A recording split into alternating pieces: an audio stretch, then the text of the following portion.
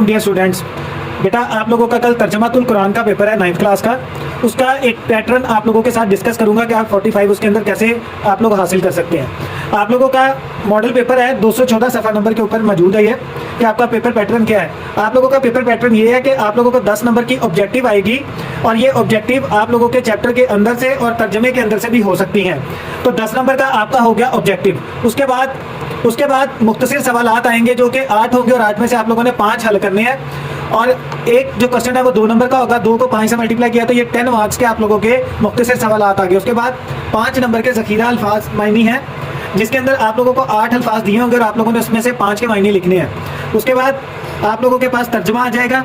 आप लोगों को 5 जो है वो दिए जाएंगे और 5 में से आप लोगों ने 3 पैरे को हल करना और एक पैरा 5 नंबर का होगा तो 15 नंबर का आपका तर्जमा आएगा।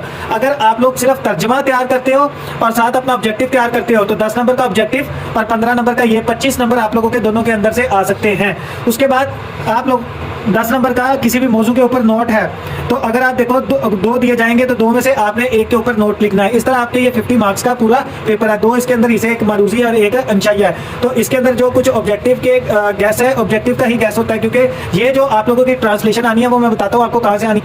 ये आपके बुक के स्टार्ट के ऊपर पेज नंबर 3 के ऊपर आप लोगों को बताया गया कि इन्हीं के अंदर से आपके तर्जमे का इम्तिहान लिया जाएगा जिसके अंदर सूरह मरियम 30 से 36 और आखिरी 13 से 15। अगर आप इनको सिर्फ तैयार कर लेते हो तो इंशाल्लाह ताला आप लोगों का ये पेपर अच्छे नंबर से क्लियर हो जाएगा। 15 मार्क्स आपके ये क्लियर हो जाएंगे। ऑब्जेक्टिव आप लोगों को जो एक्सरसाइजेस के एंड के ऊपर दिए हुए हैं वो भी इंपॉर्टेंट है और जो मैं आपको दिखाने लगा हूँ ये भी आप लोग लाजमी तैयार करिएगा।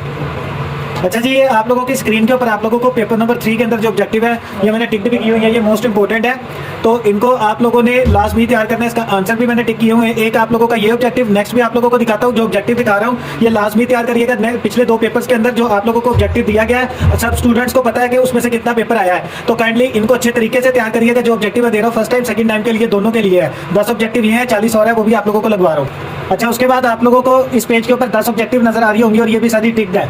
तो ये पेपर का ऑब्जेक्टिव और पिछले पेपर का ऑब्जेक्टिव आप लोगों ने लाजमी करना है और बाकी जो चीज़ें हैं वो आप लोगों को बताई गई हैं क्योंकि तर्जुमातुल कुरान का गैस कोई नहीं होता।